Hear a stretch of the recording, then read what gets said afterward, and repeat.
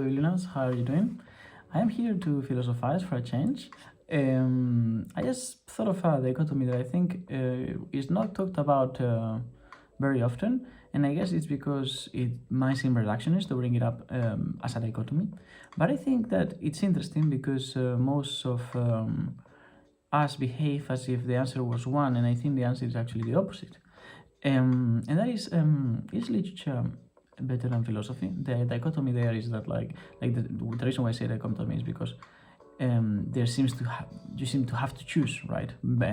Like better in what way? That would be the first thing. Well, better in doing what philosophy aims to do, right?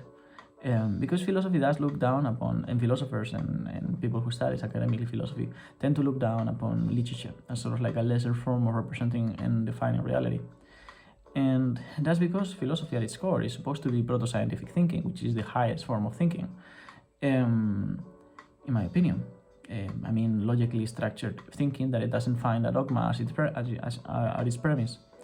And that's what got us here, for good and ill. Or actually not. That's the point, that most of what's wrong with anything has to do with some fallacy, some rhetorical loophole, some lack of logic on the structure that made you exercise the behavior that made you arrive at the wrong conclusion, and in every single way. So there is an implicit value on all cultures across history that truth is better than lying. And philosophy aims to be sort of like the thing that is closest to truth than to any sort of falsehood than any other discipline. But unfortunately, that's not the case, right? And this is why I think that literature is better than philosophy, because when you start sort of like trying to build a philosophical framework to explain anything, or to just explore something that you can never know about, but that you're just interested in, like entertaining intellectually, you get closer and closer and closer to this thing, right? And eventually, it's very easy. That's the ads. I'm playing a no copyright playlist, so I guess we're gonna get ads. It's very easy to sort of like very easily swap from exploring to preaching, right? It's like, I don't know, to put a metaphor, it's like we're all hiking up a mountain, and just one guy steps 2 meters ahead of the rest, and suddenly like he can tell about like the next bush that the other ones cannot. But then because he stays there, he starts like, he has to turn back and look back in order to actually share that. And because of that, I think that very often, as the best example of this, said Nietzsche, all philosophy is ultimately autobiography. I don't think that's the case. I think there's a lot of people in the history of philosophy, which includes scientists, that did in fact aim only at just discovering something about reality, by unveiling something, unveiling also in the sort of like Greek etymology, right? Aletheia, like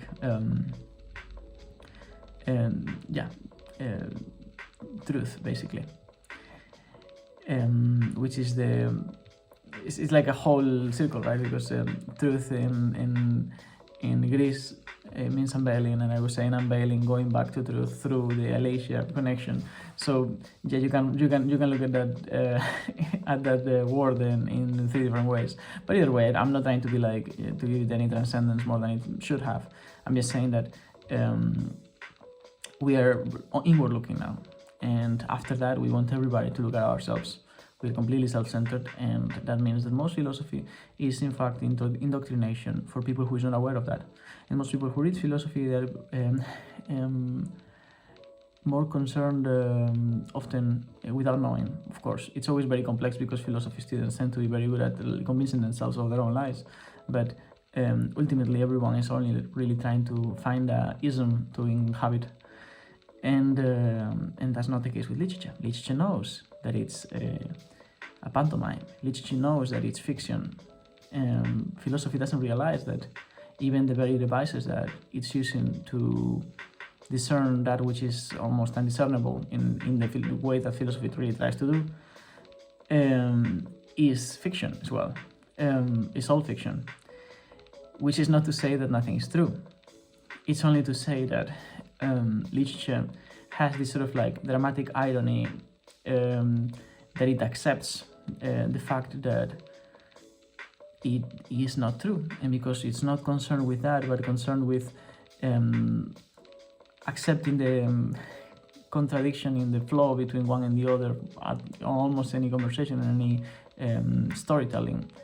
In some ways it manages to represent aspects of reality much better than philosophy can, and more than that, which is not really what I meant by is literature better than philosophy. And also I wasn't really caring about the prose, because there's many ways and many things that are not prose that can make a text very worth it. I, for example, enjoy a lot even reading not only the sort of like truly philosophical from true philosophers kind of books to read, but I also enjoy a lot the dogmatic ones, the ones that are like close, often mystical frameworks that are based on a dogmatic premise. I like them especially when they're very complex, because I enjoy a lot sort of like looking at all the pieces together and seeing sort of this coherent whole, and then finding the premise that sustains it all and demolishing it.